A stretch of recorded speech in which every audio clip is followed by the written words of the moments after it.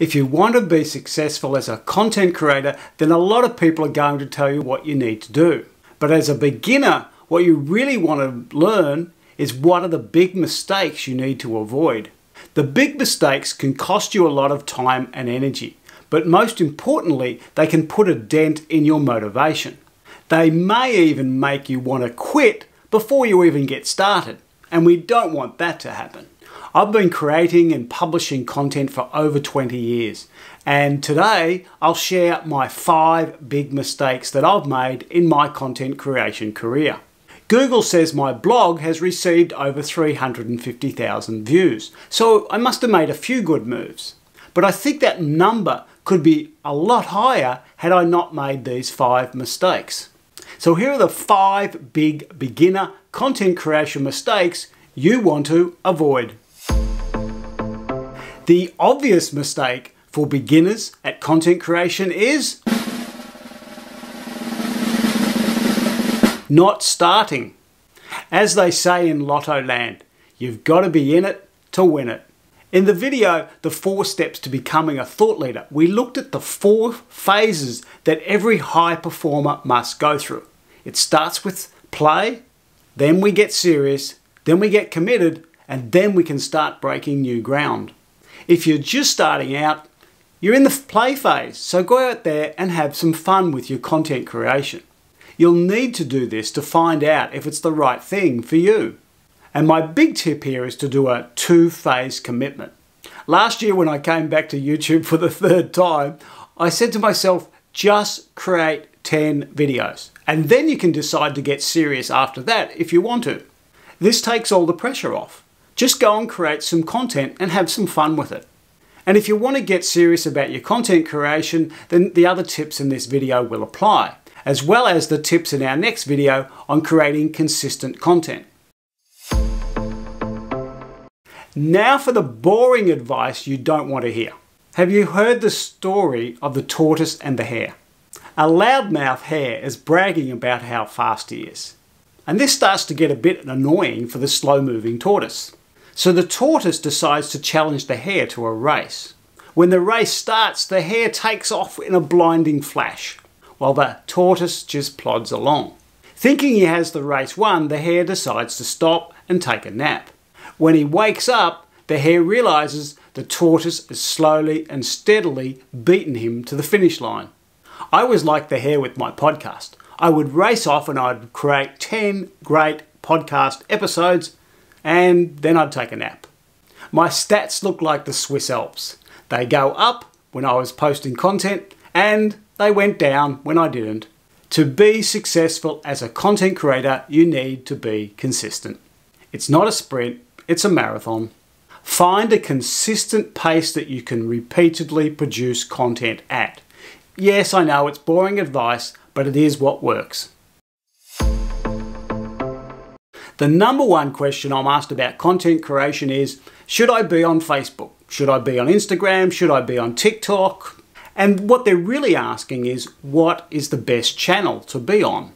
Given you will find people that are successful on all channels, then any channel can work. My suggestion is you pick the one that you love spending time on. I love writing, so that's why I started the blog. I love talking to people, so that's why I started the podcast. And I've always wanted to make movies, so that's why I'm now on YouTube. If you don't pick a platform that you enjoy, you're less likely to stick at it, which means you won't be successful. In the early days of my content creation journey, I danced around between my blog and Facebook and LinkedIn and Twitter and doing webinars, and I tried it all. But the reality was it was all too much, and I wasn't successful at any of them. I wish I'd picked one main platform and stuck at it. It's a bit like driving your car. Accidents are more likely to happen when you keep swapping lanes. So pick a lane, pick one channel and focus on that one channel until you're doing it well. One of my strengths and weaknesses is that I like to do things my own way. This is really useful in some situations and not so good in others. In my content creation, this has been one of my big mistakes. If you want to progress faster, you need to follow the people that are ahead of you. You need to learn what works. When I restarted on YouTube 12 months ago, I vowed to do this differently. The first part was to find someone who had already been successful in building a YouTube channel. I had been following Justin Brown and Primal Video, so I joined their accelerator program. If you're starting out, I highly recommend their program. It served me really well. And in the past few weeks, I've joined Income School and Platform 24 to learn under some new teachers. The second part of this is that you're going to need some social support to get you through the tough times and to share and celebrate the good times. I talk with my video buddy Philippe most weeks on Zoom. In the early days of YouTube, it took me almost 3 months to get my first video done. And without Philippe's support, I probably would have quit. My big tip here is that you can't do this alone. Find a leader in your content creation area and follow them. And find a buddy or support group to get you through the tough times and to celebrate the good times. I think too many content creators, especially beginners, focus on the wrong things. There are 3 things that are important here. The first is your dream. Why are you doing this?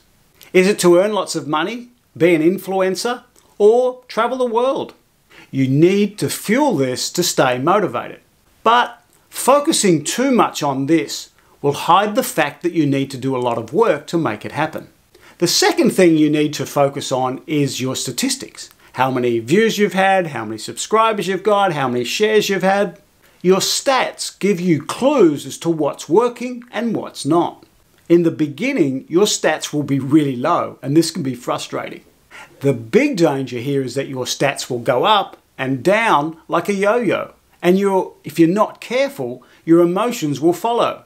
The third thing to focus on is building your skills and improving the quality of your work. This is the most important of the 3 things to focus on for 3 reasons. First, it's the only thing you can control. You can influence your stats and your dream, but you can't control them. Second, this is where your happiness and satisfaction will grow from. And third, by improving the quality of your content, you'll be able to add more value to your audience, and this will lead to you being more successful faster. My tip is to pursue your dream and follow your stats, but don't be a slave to them. Instead, focus on making each piece of content better than the last one. There you have it, the 5 big mistakes I made in my content creation career. And hopefully if you're a beginner or just starting out, you can avoid them so you can reach your goals faster. Let me know in the comments below what your number 1 tip for beginners in content creation would be. And if you want more on this topic, this is the first in a 3-part series on the content creator's journey. And if you want to get serious about this, in our next video we'll look at how to create consistently good content. Thanks for watching, and I'll see you in the next video. Bye!